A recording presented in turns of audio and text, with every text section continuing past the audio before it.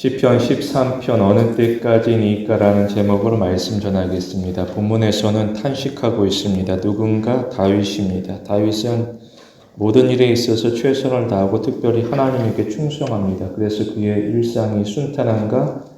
그렇지는 않았습니다. 오래전 골리앗을 이기게 되고 그리고 그는 민족에서 인정받는 영웅이 되어지게 됩니다. 그런데 하루아침에 생각지도 못한 일을 경험하게 되는데 바로 사울왕이 시기하며 사울이 다윗을 죽이고자 달려들게 됩니다. 이에 대해서 다윗은 급하게 도망갈 수밖에 없었습니다. 그럼에도 사울은 포기하지 아니하고 군대를 동원하여서 맹렬하게 추격하게 되는데 이것이 1, 2개월이 아니라 오랜 세월이 되어지게 됩니다. 그러면서 그 세월 가운데 고통이라는 것은 겹겹이 쌓이게 됩니다. 그래서 학자들은 이 시편 13편에 대하여서 다윗이 사울에게 쫓기던 그 망명 시절에 기록한 것으로 설명하게 됩니다. 과연 앞으로 그의 삶이 나아질 것인가 알 수는 없습니다. 여전히 출구가 보이지 않는 상황 가운데 속에서 몸은 지쳐가고 마음은 괴로워하게 됩니다. 이러한 중에 1절에 다윗은 여호와의 이름을 부르고 있습니다. 다윗이 기도하고 있는데 그러나 응답은 나타나지 아니하게 됩니다. 그럼에도 다윗은 참고 기다리게 됩니다. 그러할지라도 한계에 다다를 수밖에 없는 상황 가운데 놓여지게 됩니다. 이러한 중에 1절에서는 다시금 어느 때까지니까라고 질문하고 있습니다. 이것은 하나님을 향한 불평이 아니라 오히려 하나님을 향한 간절함이라고 우리가 알 수 있습니다. 일상이라는 것은 부서져서 한과도 남겨진 것이 없고 그러한 상황 가운데 속에서 끝날 기미가 보이지 않는 어려운 상황 가운데 사람들은 되게 실망하게 됩니다. 그리고 누군가는 하나님을 욕하고 저주하며 떠나가는 경우들이 있습니다. 그러면 다윗은 하나님과의 관계를 이어가게 되고 하나님 곁에서 떠나지 아니하며 더욱 간절하게 매달리게 됩니다. 우리는 우리에게 주어진 하나님의 약속을 붙들게 됩니다. 하나님께서 선포하신 약속이라는 것은 반드시 이루어지게 됩니다. 다만 약속이 이루어지는 방식은 우리가 생각하는 하나가 아니라 하나님께서 계획하시는 다양한 방식으로서 진행되어지게 됩니다. 우리는 갖가지 과정을 거치게 됩니다. 그러면서 오히려 우리는 내가 바라는 무슨 소원이 이루어지기보다 오히려 우리의 옛생활을 청산하고 새로운 신앙생활을 이어가게 됩니다. 비록 사람들이 주목하는 것은 상황들의 변화일 것이나 다시 말하여서 상황이 나아지면 내가 행복할 것 같다라는 기대입니다. 그러나 하나님께서 주목하시는 것은 신앙의 성숙이 되어지게 됩니다. 우리가 변하지 않는 상황 가운데 속에서 낙심할 것이 아니라 하나님을 더 가까이 하고 오히려 하나님의 관계가 더욱더 깊어지는 기회로 삼게 됩니다. 그렇더라고 하면 그 가운데 속에서 하나님께서 일으키시는 새로운 변화를 우리 스스로 경험하게 됩니다. 그래서 하박국 선지자도 하나님을 향하여서 낙심하는 중에 토로하고 하나님과 관계하는 가운데 속에서 그가 마지막에 찬송하기를 뭐라 그러느냐? 비록 무화과 나무가 무성하지 못하고 포도나무에 열매 없고 감람나무에 소출 없고 밭에 먹을 것 없고 우리의 양이 없고 외양간에 소가 없을지라도 나는 오직 하나님으로 말미암아서 즐거워하고 나의 구원의 하나님으로 말미암아서 기뻐하리라고 고백하게 됩니다. 우리는 누가 나에게 우호적인지 그리고 누가 나에게 적대적인지 크게 신경 쓰지 않습니다. 오히려 우리가 해야 될 일은 지금 내가 무엇을 해야 될 것이고 과연 내가 하는 일마다 과연 하나님께서 기뻐하시고 또한 함께 하시는지를 점검해야 될 것입니다. 우리는 하나님 앞에 섰을 때 선한 양심을 가집니다. 그렇더라고 하면 하나님께서 우리를 지켜주시게 됩니다. 비록 때때로 우리가 원치 않는 시련을 겪게 될지라도 우리는 믿음으로써 시련을 감내하고 또 나아가 하나님의 도우심을 반드시 보게 될 것을 소망하게 됩니다. 이미 하나님께서는 우리를 시련에서 건져낼 시기와 방법을 알고 있습니다. 이처럼 우리가 지금 보는 것, 지금 아는 것이 전부가 아닙니다. 오히려 우리가 아는 것, 우리가 보는 것은 일부분에 불과하게 됩니다. 이에 반하여서 하나님께서는 우리에게 속한 모든 것을 알고 계시되 우리의 머리털까지 머리카락까지 세신 바 되어지시게 됩니다. 그리고 하나님께서는 우리를 어려운 시련 가운데 속에서 건지기 위하여서 다양한 수단까지 동원하시게 되는데 여기에 있어서는 실패라는 것은 없습니다. 하나님께서 승리를 허락하시기까지 우리는 우리에게 주어질 은혜에 합당하도록 우리의 신앙이 준비되어지기를 바라야 될 것입니다. 이처럼 우리는 세상과 다른 독창성을 가지게 됩니다. 그리고 우리는 세상이 흉내낼 수 없는 창의성을 가지게 됩니다. 과연 이게 무엇인가? 우리는 하나님의 말씀에 대하여서 절대적으로 복종합니다. 이로써 우리는 자기만 아는 이기적인 세상과는 구별되어지게 됩니다. 그리고 이 차이가 바로 결국에 이르게 되면 전혀 다른 결과를 만들어가게 됩니다. 가만히 보게 되면 1절에 기도라고 하지만 이 기도라는 것은 하나님을 향한 대화라기보다는 오히려 비명에 가깝게 됩니다.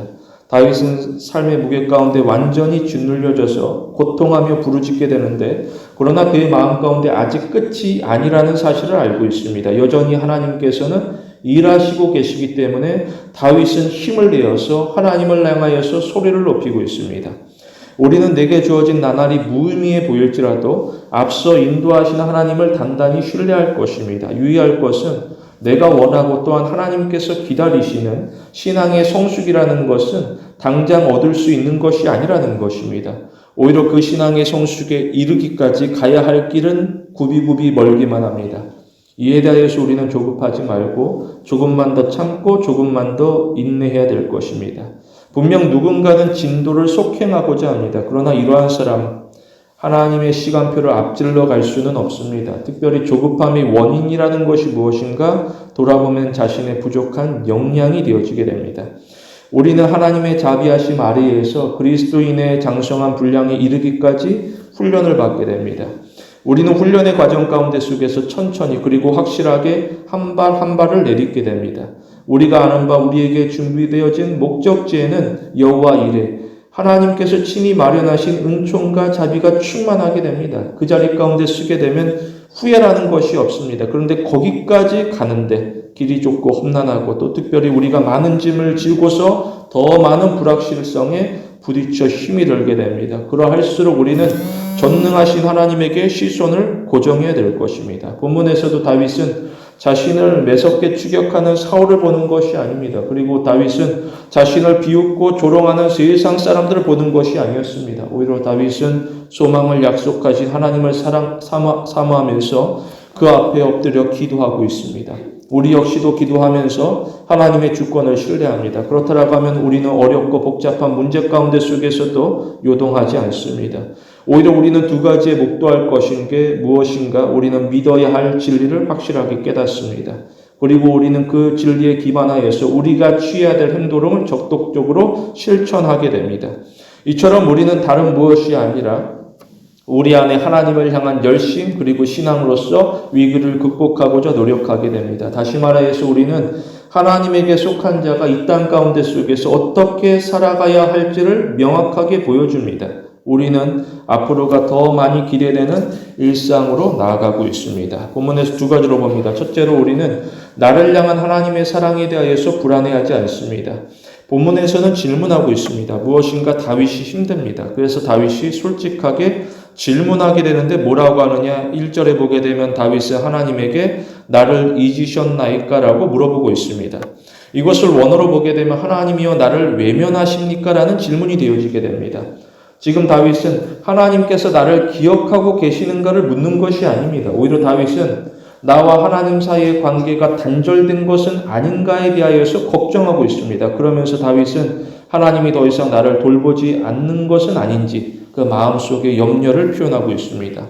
여기서 다윗의 질문이라는 것은 인내심의 부족을 드러내는 투정이 아닙니다. 오히려 강도 속의 기도 그리고 질문은 마음속 깊은 곳에서 터져나오는 정직한 부르짖음이 되어지게 되는데 바로 이 질문은 하나님과의 관계를 다시금 새롭게 정립하려고 하는 철저한 신앙의 몸부림이 되어지게 됩니다. 과연 지금 다윗이 묻고 있는 질문은 사실일까? 그렇지는 않습니다. 오히려 이것은 느낌에 해당되어지게 됩니다. 이처럼 다윗이 불안하고 그 불안함 가운데 휩쓸려서 견딜 수가 없습니다. 우리는 내가 느끼는 감정과 우리 가운데 일어나는 사실을 혼동해서는 안 될 것입니다. 성경은 하나님이 우리를 잊지 아니하고 기억하신다라고 강조하고 있습니다. 그래서 이사야에 보게 되면 여인이 어찌 그 젖먹는 자식을 잊겠으며 자기 태에서 난 아들을 긍휼히 여기지 아니하겠느냐라고 알립니다. 이어서 그들이 혹시 잊을지라도 나 여호와 하나님은 너를 잊지 아니할 것이라고 알리고 있습니다. 이처럼 하나님께서는 믿는 자 너를 잊지 아니하고 기억하신다라고 선언합니다. 우리는 나의 감정에 주눅들지 않습니다. 오히려 우리는 성경이 교훈하는 진리에 주목합니다. 이로써 우리는 하나님에 대하여서 더 많이 이해하게 됩니다. 특별히 우리가 하나님을 이해하기 위하여서는 우리가 하나님을 이해하기 원하는 마음을 가져야 될 것입니다. 그러나 사람들이 어떠하느냐? 사람들은 하나님을 이해하기를 거부합니다. 오히려 사람들은 하나님께서 나의 사정을 이해해 주기를 바랍니다. 그러면서 사람들은 순종 대신에 불순종을 선택하게 됩니다. 이러한 요구에 대하여서 사람들은 자신의 계획을 앞세우게 되고 자신의 생각을 정당화하면서 불순종이 합당하다라고 이야기합니다. 그러면서 나아가 하나님이 내 기대에 조금 더 미치지 못한다라고 비난하기에 바쁘게 됩니다. 이처럼 사람이 하나님을 이해하기 위해서 노력하는 경우라는 것은 매우 적게 됩니다. 왜 그러느냐? 사람은 악한 성향을 가지고 있기 때문입니다. 그래서 사람은 자신이 바라는 바가 이루어지지 아니하게 되면 즉시로 하나님을 탓하고 비난하게 됩니다. 그리고 내가 잘못한 것이 아니라 하나님께서 모든 일에서 잘못한 것이니 내가 이러한 어려움을 겪는 것이라고 항변하게 됩니다. 마치 이러한 모습은 아담의 변명과도 같습니다. 그리고 이러한 변명이라는 것은 그에게 있어서 자신의 결함을, 흠을 찾는 것보다 훨씬 더 쉬운 일이기 때문에 하나님 앞에서 소리를 높이고자 노력하게 됩니다. 자신을 고칠 필요는 없고 오히려 하나님만 바꾸면 된다라는 식. 그래서 하나님의 노력만을 요구하게 됩니다. 그러나 이러한 책임 전가는 전혀 유익하지 않습니다. 오히려 무익하게 됩니다. 우리는 이 땅에 속한 자가 아니라 오히려 하나님께 속한 하나님의 사람으로서 세워지게 됩니다. 따라서 우리는 하나님을 향하여서 널린 마음을 가져야 될 것입니다. 우리는 자기만 최고로 여기는 그 결정적인 착각에서 신속하게 벗어나야 됩니다. 하나님께서는 하늘 위 영광스러운 보좌 위에 계십니다. 그런데 우리가 이 땅의 어려움 가운데 괴로워할 때에는 하나님께서 그 영광스러운 보좌에서 나와 상관없는 일인 듯 고개를 돌면서 외면하는 것이 아닙니다. 오히려 하나님께서 친히 우리 가까이 임하사 위로하시게 됩니다. 이처럼 하나님께서 거하시는 자리라는 것은 우리가 알지 못하는 미지의 어느 곳이 아니라 사랑하는 자녀의 곳, 다시 말하여서 우리의 곁이 되어지게 됩니다. 우리는 잠깐 하나님이 보이지 않는다라고 불만을 갖지 않습니다. 언제나 하나님께서는 우리의 곁을 지켜보시고 우리와 함께 하시게 됩니다. 태양이 구름 뒤에 가렸다라고 해서 태양이 없는 것인가? 그렇지 않습니다. 태양이 사라지지 않는 것, 오히려 내 눈에만 보이지 않을 뿐입니다. 여전히 태양이 그 자리에 있는 것처럼 하나님께서 우리의 곁에서 떠나지 아니하시고 함께 하시게 됩니다. 그럼에도 1절에 다윗은 다시금 주의 얼굴을 나에게서 언제까지 숨기시겠느냐라고 질문하고 있습니다. 그만큼 다윗은 속이 타들어가게 됩니다. 세상 가운데 소외감을 느끼고 있습니다. 도와주는 사람은 매우 적고 오히려 다윗이 여기 있다 그를 잡아야 된다라고 고발하는 사람들은 너무나도 많습니다. 그러자 다윗은 심리적인 혼란에 빠지게 됩니다. 왜 그러느냐? 나는 하나님을 섬기면서 하나님의 말씀대로 어려움에 처한 사람들을 위하여서 자신의 목숨까지 내어주면서 도와주고자 노력하게 됩니다. 그러나 도움을 받는 그들은 나를 위하여서 조금도 헌신하지 않습니다. 이처럼 다윗은 하나님의 말씀 가운데 순종하면서 매일을 살아가지만 하나님의 인재가 느껴지지 아니하는 어두운 시간을 보내고 있습니다. 이러한 경우 사람이 겪는 문제라는 것은 사람의 내면까지 파고들어서 갉아먹게 됩니다. 그래서 사람이 공포감을 느끼게 됩니다. 우리는 자기 감정에 속지 않도록 조심합니다. 이미 하나님께서는 우리를 향한 계획을 세우셨고 또한 우리를 위하는 그 계획을 이루실 만한 능력까지도 충분히 가지고 있습니다. 따라서 우리가 불안정한 오늘에 더 이상 불안해하지 않습니다. 그러나 많은 사람들이 앞으로 무슨 일이 일어날지 모른다라는 그 허탈한 감정 가운데 주저앉게 됩니다. 그때마다 우리는 나를 사랑하는 하나님을 더 많이 신뢰하고 더 많이 의지해야 될 것입니다. 우리는 내가 주도하는 일상을 소원하는 것이 아닙니다. 오히려 우리는 하나님께서 주도하시는 일상을 소원하게 됩니다. 다시 말하여서 우리에게 있어서 인생의 목적이라는 것은 문제 해결이 될 수 없습니다. 문제 해결이 우리의 인생 가운데 출구가 될 수는 없습니다. 오히려 한 가지 문제를 해결하면 또 다른 문제가 기다리고 있음을 우리가 알고 있습니다. 이처럼 인생이라는 것은 문제의 연속이 되어지게 되는데 우리에게 있어 인생의 목적은 하나님과의 동행으로 바꿔져야 될 것입니다. 심지어 사망의 음침한 골짜기에 우리가 이럴지라도 하나님께서 함께한다라고 하면 우리는 기뻐하는 마음을 가지게 됩니다. 우리가 하나님께 소속되었다라는 것은 우리와 하나님 사이가 연결되었다라는 것입니다. 그리고 어느 누구도 이 관계를 깨트리거나 해할 수가 없습니다. 우리는 신앙이 감정 위에 서 있지 않습니다. 오히려 우리는 신앙이 진리 위에 서 있습니다. 주목할 것은 우리의 감정이 때때로 무너질 때가 있는데 오히려 우리의 감정이 무너질 때에 신앙이 더 깊어지는 경험을 하게 됩니다. 결국 우리가 찬송하는 것은 하나님께서 모든 일을 하나님의 뜻대로 결정하고 일하신다라는 사실입니다. 다시 말해서 하나님께서는 우리 가운데 일어나는 어떠한 것도 우연으로 남겨두지 않습니다. 오히려 하나님께서 우리의 삶 가운데 개입하여서 모든 것에 협력하여 선을 이루시게 됩니다. 그렇더라고 하면 우리가 하나님을 따르면서 피할 수 없는 위험에 대하여서 기꺼이 감수하게 되는데 그 감수의 동기는 무엇인가? 하나님의 신실하심입니다. 비록 우리가 정성껏 기르는 화초라 할지라도 그 화초가 내일 자랄지는 확신할 수 없습니다. 그러나 우리가 확신하는 것은 하나님께서 우리 곁에 끝까지 함께 하시며 지키신다라는 사실, 이 사실은 세상이 부정할지라도 우리는 강하게 확신하고 있습니다. 오늘날에도 많은 사람들이 과거와 미래 사이에서 길을 잃고 헤매게 됩니다. 과연 이게 무슨 말인가? 사람들은 과거를 바탕으로 하여서 현재를 이해하고자 합니다. 그리고 사람들은 미래를 예상하면서 현재를 해석하고자 합니다. 그런데 사람들이 삶의 변화를 느끼지 못한 채 제자리에 머물러 있습니다. 그렇더라고 하면 사람들은 변하지 않는 현재에 대하여서 크게 낙심하게 됩니다.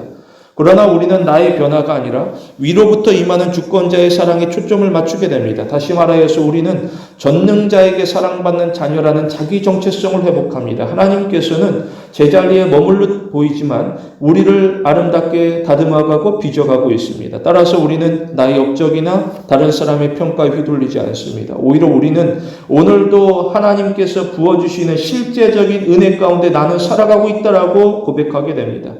우리가 하나님을 섬김에 있어 은혜 받을 공식만을 구하지 않습니다. 오히려 우리는 하나님을 섬김에 있어 하나님과 인격적으로 가까워지는 기회를 놓치지 않고자 노력하게 됩니다. 특별히 우리는 말씀을 통하여서 자신의 잘못된 믿음을 고쳐 나아갑니다. 어떠하느냐, 사람이 잘못된 생각을 가지게 되면 올바로 살아갈 수가 없습니다. 다시 말해서 우리가 잘못된 것을 믿는다라고 하면 우리가 진리를 따르는 것은 아닙니다.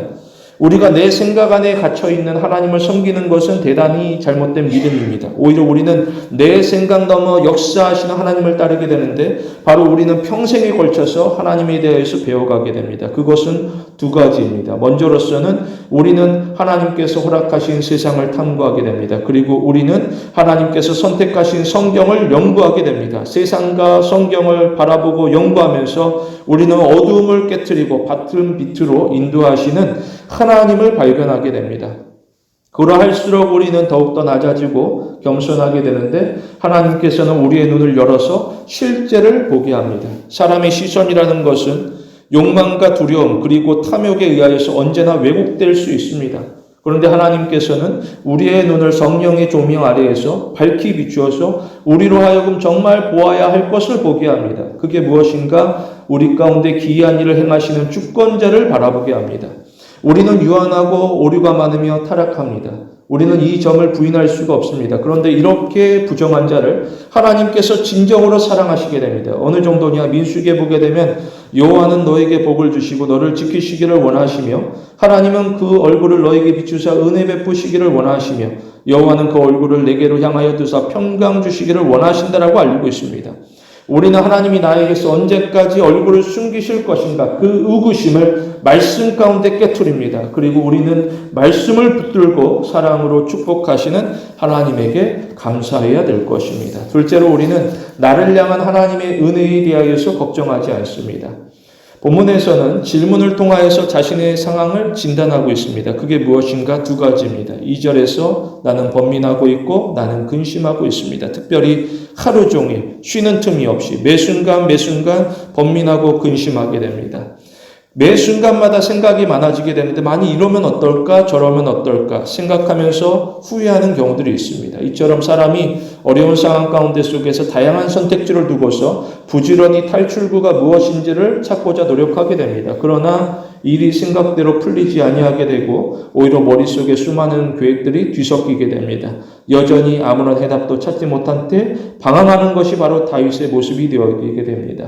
다윗은 이러한 고통이 이전에서부터 지금까지 한 번도 쉬지 아니하고 쭉 이어지게 됩니다. 그러면 사람이 어느 순간 살아갈 소망이 사라지게 됩니다. 실제로 다윗도 자신의 어려운 상황을 자신의 사랑하는 친구에게 표현하기를 뭐라고 그러느냐? 나와 사망 사이에는 한 걸음뿐이라고 표현하게 됩니다. 마치 벼랑 끝에 서서 한 걸음만 내딛게 되면 즉시로 그가 추락하는 것처럼 다윗은 벼랑 끝에서 심한 압박감을 느끼게 됩니다. 그렇더라고 하면 이제 하나님께서 개입하셔야 될 것인데 여전히 하나님께서 침묵하시게 됩니다.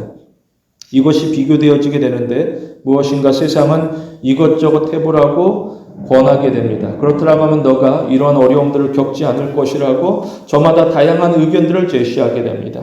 다윗 주위로 마음을 뒤흔드는 소음이 가득하게 됩니다. 그런데 하나님께서는 오히려 한마디도 말씀하지 아니하게 됩니다. 그러자 다윗이 더욱 답답하고 또한 더한 비참함을 느끼게 됩니다. 그래서 2절에 다윗은 다시금 어느 때까지냐겠냐고 질문하고 있습니다. 여기서 어느 때까지냐는 이 질문은 1절과 2절, 이 짧은 구절에서 4번에 걸쳐서 반복되어지게 됩니다. 그만큼 다윗은 힘이 들고 위험한 지절에 도달하고 있습니다. 그런데 이게 다윗만 그런 것인가? 그렇지는 않습니다. 우리도 마찬가지입니다. 우리가 하나님을 따르고 우리가 하나님에게 충성하는데 때때로 우리를 어두운 폭풍 가운데 그 한가운데로 몰아가실 때가 있습니다. 이에 대해서 교인이 이해가 되지 않습니다. 예를 들어서 믿는다라고 하는데 어느 질병 가운데 걸려서 힘이 들고 아프게 됩니다. 그리고 그 질병이 장기화되어지게 되면 더욱더 고달프게 되는데 그때 하나님에게 매달리지만 여전히 나아갈 기미가 보이지 아니하게 됩니다. 그러한 동안 나의 삶은 급격하게 무너지게 되고 이러면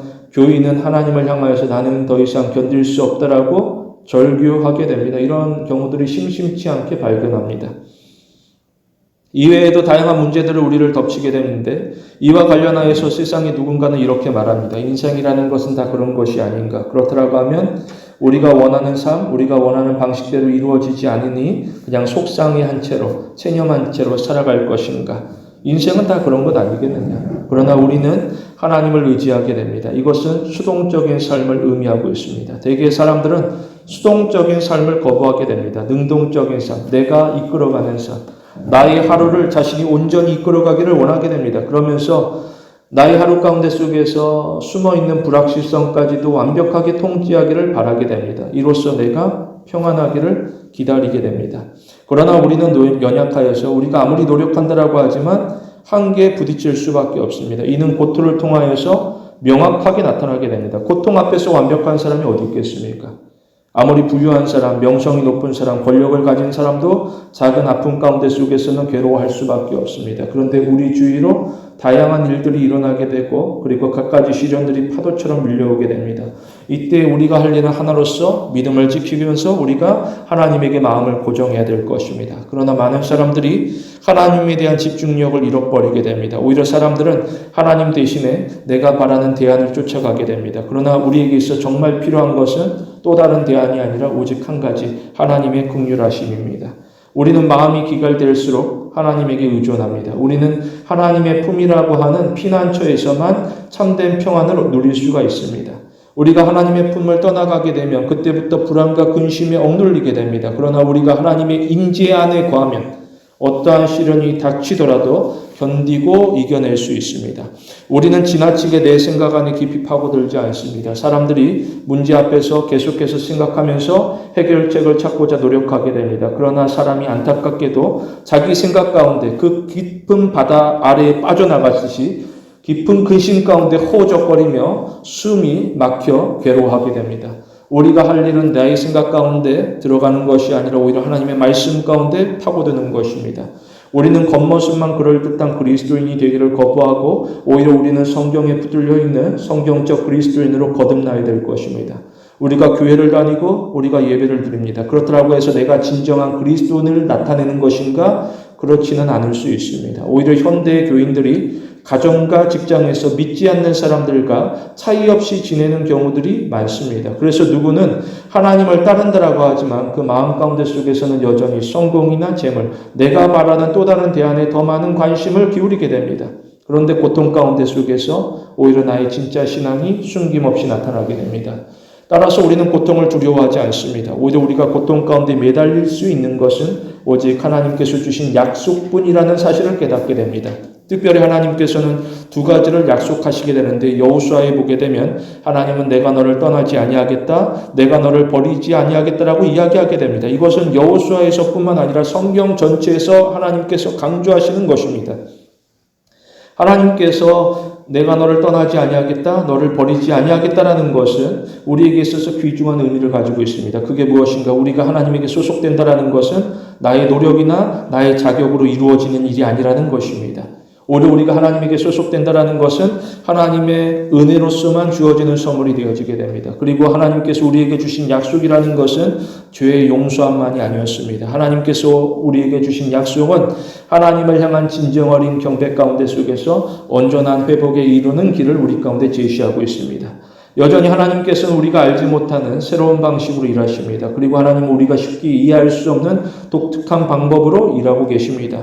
이로써 하나님께서는 우리를 올바른 길로 인도하고 있습니다. 그리고 하나님의 인도라는 것은 우리의 믿음, 우리의 신앙이 성숙하기 위한 친절하신 과정이 되어지게 됩니다. 다시 말하여서 고통 가운데에서의 해방이 그 목적이 될 수는 없습니다. 우리는 성경의 핵심을 간과하지 않습니다. 오히려 우리는 성경적 하나님을 마주해야 될 것입니다. 성경이 가르치는 바 우리를 고통에서 건지시는 하나님은 실제로 존재합니다. 그리고 우리가 가지고 있는 오직 성경적 하나님을 믿는 믿음만이 우리를 극심한 고통에서 건져내게 됩니다. 여기서 하나님께서 보시고자 하는 것은 단 하나였습니다. 과연 너가 나를 정말로 사랑하고 있느냐? 우리는 조건 때문에 하나님 사랑하는 것 아니고 또 나아가 내가 받을 보상 때문에 하나님 섬기는 것 아닙니다. 오히려 우리는 내가 이미 받은 사랑 가운데 감사함으로 하나님을 따르고 또 나아가서 하나님의 자비하심 가운데 속에서 하나님께 헌신하는 것을 기쁨으로 여기게 됩니다. 이처럼 우리는 구원의 기쁨 안에서 순종하고 자라나게 됩니다. 우리는 고통을 지나가면서 신앙이 더욱더 단단해질 것입니다. 하나님께서 바라는 것은 우리의 신앙이 견고하기를 원하므로 우리는 어떤 일을 만나든지 흔들리지 않습니다. 우리는 여전히 신앙의 변절을 요구하는 시대 속에 살아가고 있습니다. 그러나 우리는 신앙의 변절 가운데 속에서도 오히려 참된 그리스도인으로 세워지기를 소원하게 됩니다. 돌아보게 되면 신앙의 박해보다 오히려 현대의 유혹이 더욱더 위협적이 되어지게 됩니다. 이때 우리는 불신앙과 적당히 타협하라고 하는 유혹에 대하여서 단호하게 저항합니다.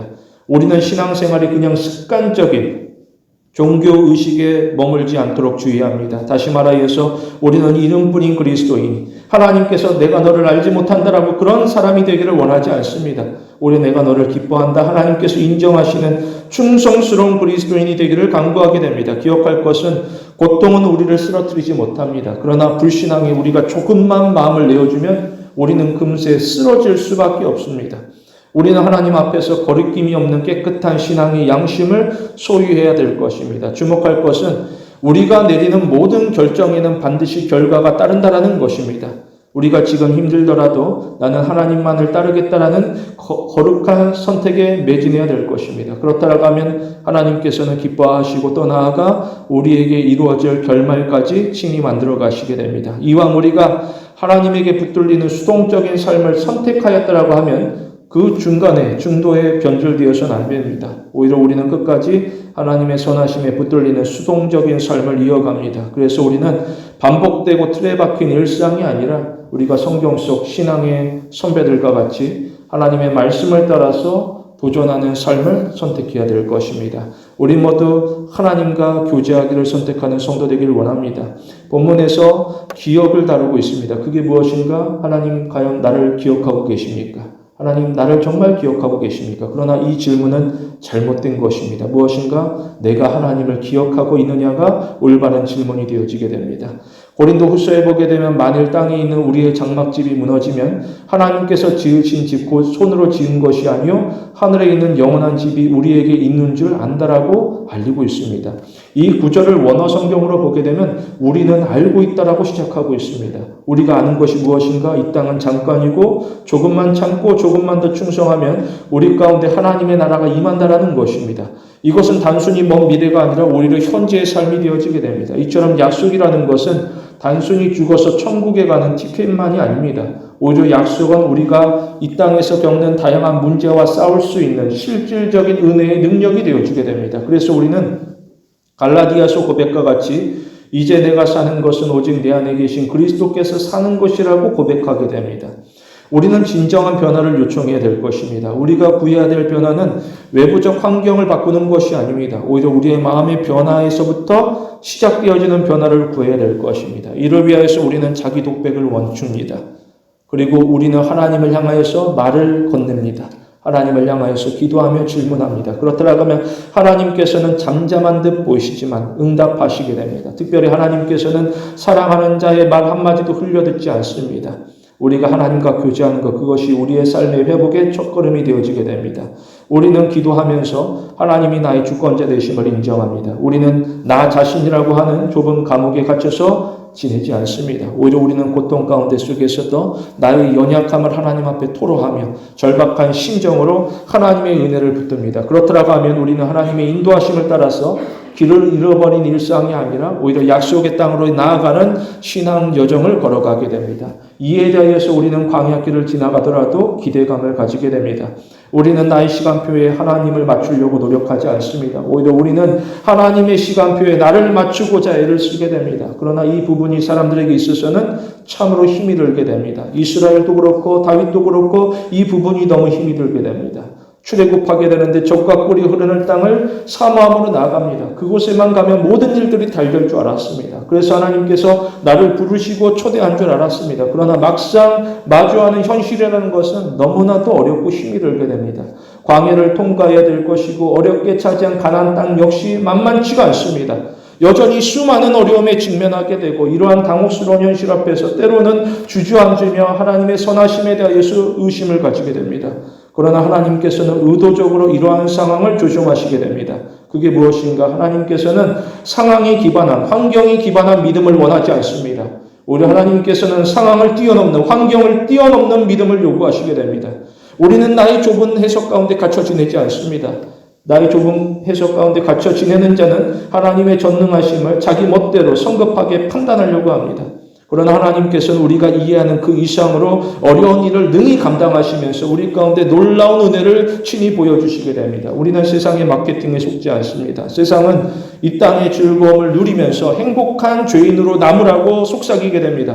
그러나 우리는 하나님의 도성을 사모하게 됩니다. 오히려 우리는 거룩한 성도로서 세워지기를 원하고 영원한 기쁨을 선택하게 됩니다. 다시 말해 우리는 자신의 욕망을 십자가에 못 박고 거룩함을 추구할 때에 우리 안에 세상이 줄 수 없는 가장 강력하고도 파괴할 수 없는 기쁨이 가득 넘쳐날 것을 희망하고 있습니다. 이것이 바로 복음이 약속하는 진정한 승리가 되어지게 되고 그 거룩하심으로 이끄시는 하나님을 우리는 경배하게 됩니다. 과연 예배의 목적이라는 것이 무엇인가? 예배는 내가 특정한 느낌을 받기 위해서 드리는 것이 아닙니다. 그리고 예배라는 것은 내가 특정한 무언가를 얻기 위한 그 경험만이 아닙니다. 오히려 예배의 목적이라는 것은 내가 무엇을 얻을까가 아니라 나를 여기까지 인도하시는 하나님을 바라보면서 감사하는 것이 되어지게 됩니다. 이처럼 예배는 우리의 지성에 정보를 쏟아붓는 시간이 아닙니다. 오히려 예배는 우리의 뒤틀린 갈망을 성령의 은혜 아래에서 다시금 하나님께로 정립시키는 마음의 재조정이 되어지게 됩니다. 이 땅의 많은 비관론자들은 모든 기회 가운데 숨어있는 어떠한 문제를 어떻게 해서든 찾아내서 하나님을 향하여서 비난하고자 합니다. 그러나 우리는 믿는 자로서 모든 문제 가운데 속에서 오히려 감춰져 있는 은혜를 발견할 것이고 기회를 보게 될 것입니다. 우리가 바라는 것은 걱정 없는 인생을 구하는 것이 아닙니다. 오히려 우리가 구해야 될 것은 걱정에 물들지 않는 연습을 하는 것입니다. 특별히 우리는 하나님의 인도하심을 구하게 되는데 과연 하나님께서 우리 가운데 하시는 일은 무엇인가? 오래전 애굽 아래 그리고 이방 아래 고통받는 자를 하나님께서 불쌍히 여기시면서 해방시키신 것. 다시 말하여서 오늘날에도 죄와 사망 가운데 고통받는 우리를 하나님께서 긍휼히 여기시며 자유케 하신 일을 우리가 보아야 될 것입니다. 우리가 해야 될 일은 앞으로 내가 무엇을 얻을까라는 물음이 아니라 이미 나에게 충만하게 임한 은혜에 대한 반응이 되어지게 됩니다.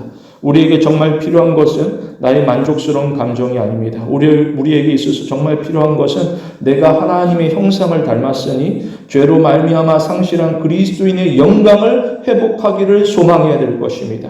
우리는 나밖에 모르는 이기적인 예배자가 아니라 하나님 앞에서 자신의 삶 전부를 올려드리는 참된 경배자가 되기를 원하게 됩니다. 이미 우리와 하나님 사이에 가로막은 휘장은 찢어지게 됩니다. 히브리서에 보게 되면 우리가 예수의 피로 힘입어 성소에 들어갈 담력을 얻었다라고 알리고 있습니다. 우리는 전능자의 보좌 앞에 담대함으로 나아가 하나님과 얼굴과 얼굴을 마주하며 예배드리고 있습니다. 우리는 영원토록 하나님과 교제하며 마르지 않는 기쁨을 누릴 것입니다. 우리는 비천한 인생 가운데 친히 임하신 거룩하신 하나님을 경외합니다. 성도 여러분, 믿음으로 승리하고 믿음으로 예배드리는 귀한 신앙의 성도가 되길 원합니다.